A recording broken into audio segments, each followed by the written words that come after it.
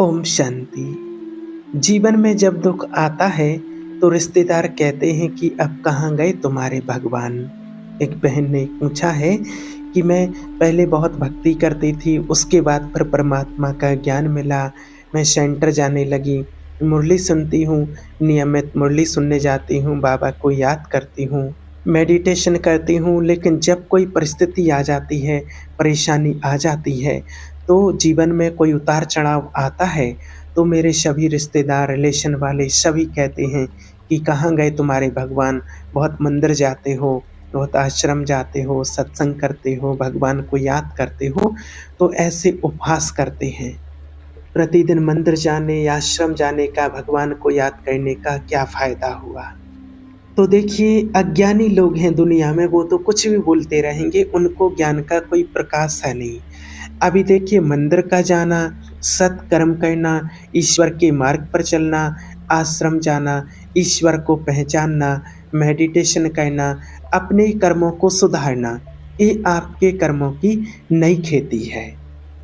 पर अभी जो माल पुराना पूर्व स्टॉक पड़ा है, अभी खाना तो वो ही पड़ेगा। हमारे गोदाम में जो पड़ा है, अभी तो पुराना ही खाना पड़ेगा। फसल जब आगे वाली आएगी, जब फसल आएगी तब वो मिलेगा, तब तक तो हमें पुराना ही खाना पड़ेगा। तो देखिए, जो भी प्रश्न करते हैं कि यह मंदिर आश्रम जाने से, भगवान को याद करने से क्या होता है? तो देखिए, किसान जब खेती करता है तो पहले अपने खेत को तैयार करता है, उसके बाद उसमें बीज बोता है, फिर सिंचाई करता है और उसकी महीनों तक सेवा करता है। उस खेती में खूब पैसा खर्च करता है, पैसा लगाता है, दवाई देता है, उसकी देख-रेख करता है, मेहनत करता है, सब कुछ करता है, उसको बल प्रदान करता है खेती को। और फिर जब 3-4 महीने के बाद संघर्ष करने के बाद उसको उसका फल मिलता है, तब उसका वो गेहूँ, उसको जो भी बीज बोया है उसका कई गुना होकर के रिटर्न में मिलता है। अब मान लीजिए कि अगर 1 बोरा गेहूँ उसने बोया है और फिर बाद में जब वो काटता है, 20 बोरे गेहूँ उसी में से निकलता है, वो काटता है। अगर मान लीजिए 1 बोरा गेहूँ उसने खेती में बो दिया है, गेहूँ खेत में फेंक दिया है और दूसरे दिन उसको रोटी खाने के लिए भी गेहूँ नहीं है, और अगर कोई उस व्यक्ति से उपहास करे, उस किसान से उपहास करे कि ये बेवकूफ़ है जो अपना 1 क्विंटल गेहूँ और खेत में फेंक के आ गया है। अगर 1 बोरा गेहूँ पिसवा के, उसका गेहूँ का आटा बनवा के अगर ये खाता, तो कितने महीनों भर खाते रहता, महीनों तक खाते रहता। तो अब ये ज्ञान उनको नहीं है, ये तो किसान को पता है कि जो 1 क्विंटल बोया है उसका रिटर्न में कितना मिलेगा। इसलिए चुप रहो, अभी चुप रहो, उनको पता नहीं है। और जब वो 1 क्विंटल का जब 20 क्विंटल निकलेगा, तब उनको बताना कि ये देखो, 1 बोरा फेंका था और 20 बोरा उसमें से 20 क्विंटल निकला है, तब उनको समझ में आएगा। तो अभी आप चाहे मंदिर जाते हो, आश्रम में जाते हो, मुरली सुनते हो, ज्ञान सुनते, परमात्मा को याद करते हैं, भजन पूजन पाठ पूजा कुछ भी करते हैं, तो ये आपका नया कर्म है। ये जब फलीभूत होगा, तब तक पता नहीं कि वो देखने वाले तो हो सकता रहें भी या ना भी रहें, क्योंकि कोई भी खेती तत्काल नहीं होती है। इसलिए ये सत्कार्य है और सत्कार्य कभी व्यर्थ नहीं जाता है। जो भी हम कर्म करते हैं, वो कर्म कभी व्यर्थ नहीं जाता है। जो हम कर्म करते हैं, उस कर्म से फल बंधा हुआ होता है। इस बात को आप निश्चित कर लें। वो फल अभी भले नहीं मिल रहा है, कुछ समय बाद मिलेगा, लेकिन मिलेगा ज़रूर। ऐसा नहीं हो सकता है कि आपने कोई कर्म किया है और उस कर्म का आपको फल ना मिले। कोई व्यक्ति जब गलत काम करता है और गलत कार्य करता है, तो उसको बिना दंड के उसको छोड़ा नहीं जाता है, उसको दंड दिया जाता है। तो जब गलत काम का दंड दिया जाता है, तो अच्छे काम का तुम्हें पुण्य फल ना मिले, ये हो नहीं सकता है। हाँ, ये हो सकता है कि आपके पूर्व जन्म के कुछ ऐसे कर्म हैं, तो वो कर्म तो आपको भोगने ही पड़ेंगे। तो उसके कारण कभी भगवान पर आपको अंधश्रद्धा या अविश्वास नहीं जगाना है कि अंधश्रद्धा कि ऐसे तो हो ही नहीं सकता, भगवान है नहीं, ऐसा कभी नहीं। अगर हमें कोई मुसीबत आ जाती है, आपत्ति आ जाती है, परेशानी आ जाती है, तो हम भगवान से ही विश्वास उठा लें या भगवान से भी कुछ बोलने लगें, ऐसा नहीं। क्योंकि हमारे पूर्व जन्म का या इसी जन्म का, पहले के जन्म का कुछ हिसाब-किताब है, वो तो चुप तो होता ही है। देखिए, एक आपके लिए प्रैक्टिकल उदाहरण बताते हैं, प्रैक्टिकल घटना है, कोई लिखी-पढ़ी कहानी नहीं है। एक बार क्या हुआ, 2 मित्र थे, साथ में पढ़ते थे और जब थोड़े बड़े हुए तो दोनों बड़े हो गए, पढ़ लिख गए थोड़ा बहुत और दोनों अलग-अलग मार्ग में चले गए। एक जो धनी घर का था, पैसे वाला था, शराब पीना शुरू कर दिया, वेश्यागमन करना, जुआ खेलना, सब उल्टे-सीधे कार्य करना। और एक था जो गरीब घर का था, उसको काम था पाठ पूजा करना, गंगा स्नान करना, भगवान को याद करना, मंदिर जाना, ये शुरू कर दिया। अब जो जिस मार्ग में चलता है, अब उसकी उस मार्ग में और ज़्यादा बढ़ोतरी होती जाती है, जो जैसे आगे बढ़ता जाता है, वो और गंदा होता चला गया जो उस मार्ग में जाता था, और जो भक्ति करता था वो और आगे बढ़ गया उस मार्ग में, उसने शादी भी नहीं की और एकदम भगवान के मार्ग में आगे बढ़ने लगा। और जो शराब आदि पीता था वो और उसने एकदम गंदे आचरण अपना लिए, एकदम गंदे आचरण करता हुआ आगे बढ़ता गया, चला गया। अब एक दिन क्या हुआ कि दोनों एक ही रास्ते में दोनों का मिलान होता, एक इस तरफ से आ रहा है, एक उस तरफ से आ रहा है। और वो जो भक्त मित्र था वो अपना गंगा स्नान करके आ रहा था और वो एक मित्र जो शराब पीने वाला था वो सामने से आ रहा था। और जैसे ही जो भक्त था उसने देखा कि अरे मेरा मित्र आ रहा है, उसकी तरफ देखा, इतने में एक बहुत बड़ा कांटा डला था, खजूर कांटा बहुत बड़ा, और उसके पूरे पैर में पार कर गया, आर के पार निकल गया और वो भगवान का नाम लेते हुए वहीं पर बैठ गया। और वो जो नशे की हालत में था दूसरा मित्र, जो दारू पी करके लटकते झूमते आ रहा था, और कहता है कि देख लिया, तुमने देख लिया भगवान का भजन करने का क्या नतीजा होता है, क्या किया भगवान ने तुम्हारे, पूरा जीवन हो गया ना गंगा नहाते नहाते, भगवान को स्नान मन भगवान का ध्यान करते करते पूरा जीवन बीत गया, देख लिया क्या मिला। और देख, मुझे देख, मेरे को देख, मेरा वैभव देख, मेरे पास क्या कमी है, लोग मुझे जानते हैं और जहाँ पहुँच जाता हूँ 4 लोग आओ भगत करते हैं, अरे आओ आओ बैठो यहाँ बैठो, मान सम्मान करते हैं। तुझसे बोला था मेरे साथ रहे, मौज मस्ती में रहेगा। और इतना कह कर के वो तो चला गया और 4 कदम बढ़ने पर वो थोड़ा ही आगे बढ़ा। कौन? जो मित्र दारू पिए नशे की हालत में था, वो थोड़े ही आगे बढ़ा और आगे बढ़ने पर उसको एक हीरों से भरी अटैची मिली, हीरों से भरी अटैची। और वो फिर लौट कर के फिर उस मित्र के पास आया और कहने लगा कि देख रे, तुझे कांटा लगा गंगा स्नान करने पर, भगवान को याद करने पर, और मुझे देख हीरों से भरी अटैची मिली है।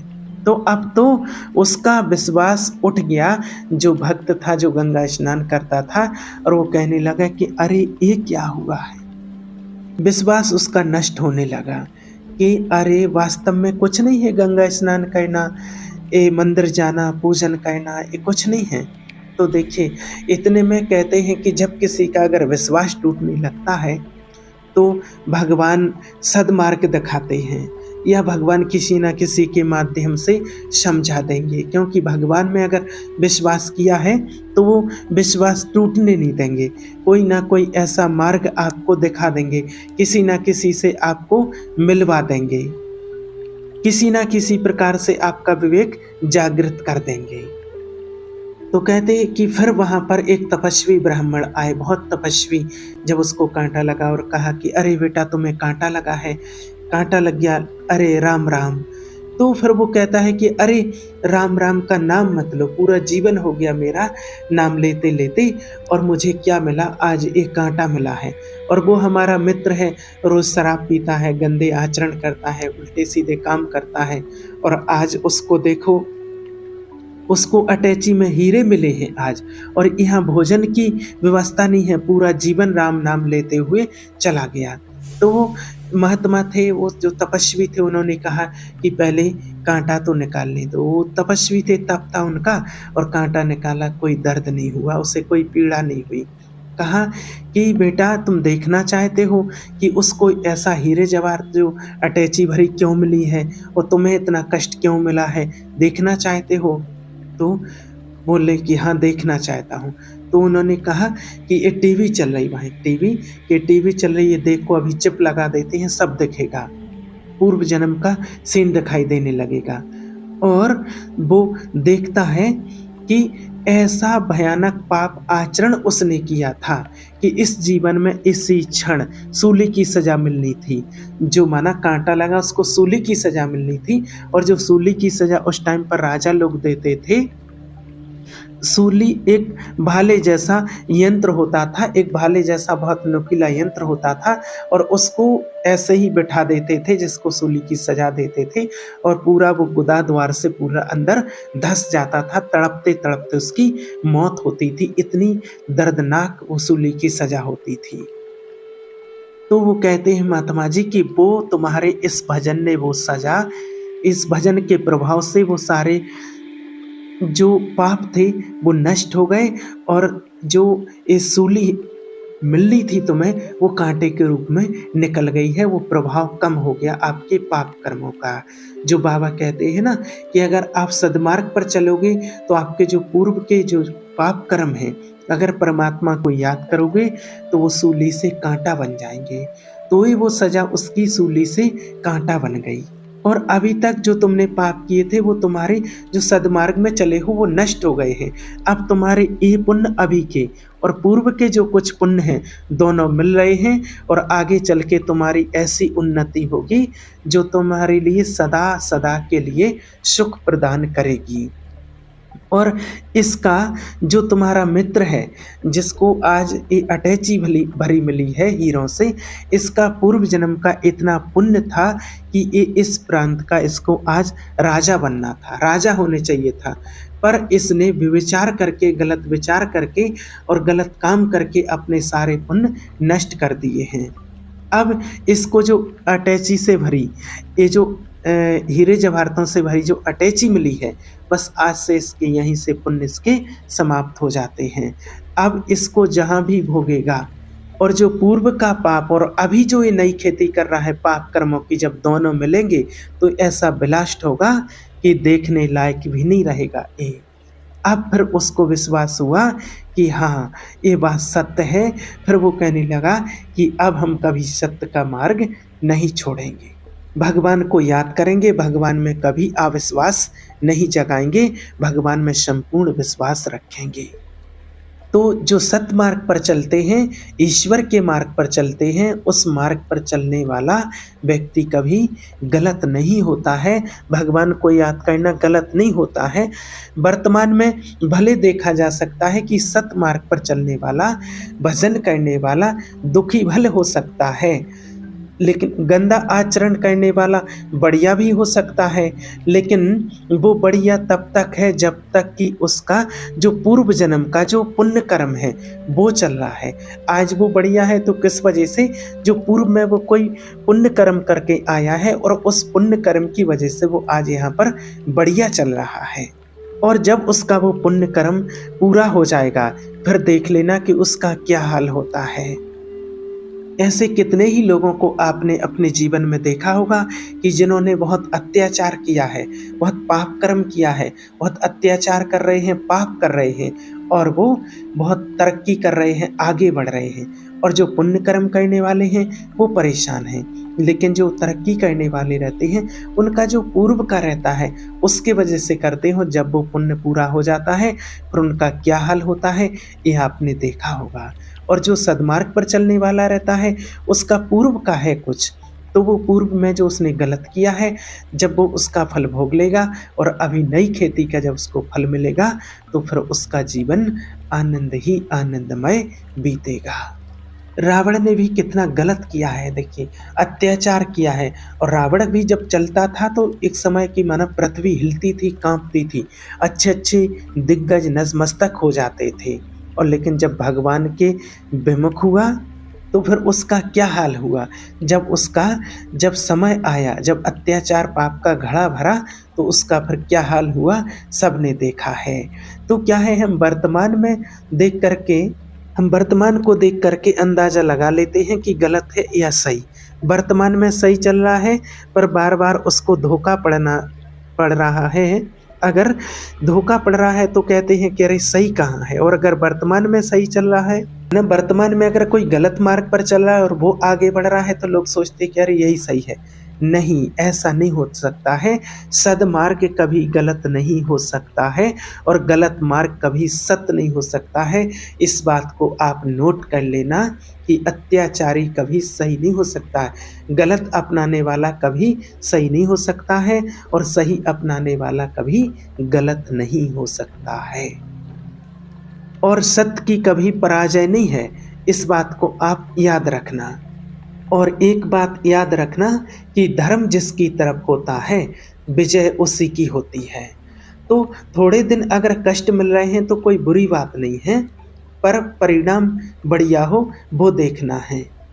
अगर थोड़े दिन मौज मस्ती कर रहे हैं और परिणाम अगर गलत है, तो ये अच्छा नहीं है। याद रखना, कभी अपने मन की शक्ति को, मन के विश्वास को कम कभी होने नहीं देना। वो कहते हैं ना कि ऐसी शक्ति हमें देना दाता, जो मन का विश्वास कभी कम होना। ये तो माया कराती है। लोग ऐसा उपहास उपहास करेंगे कि अरे बड़े भजन करने वाले, सद्मार्ग पर चलने वाले, ईश्वर को मानने वाले, बाबा को याद करने वाले, मुरली सुनने वाले, सब कुछ ये तरह-तरह के तर्क करेंगे लोग। जब जीवन में कुछ आता है कि अब क्या हो रहा है, देख रहे हैं ना, क्या हाल हो रहा है, हँसी उड़ाएँगे। लेकिन वो कुछ दिन के लिए होता है, क्योंकि सत्य की हमेशा विजय होती है। इसलिए आपको सद्मार्ग पर ही चलना है, परमात्मा को याद करना है। भले थोड़े दिन के दुख होंगे, लेकिन आगे चल के सुख ही सुख होगा। ओम शांति।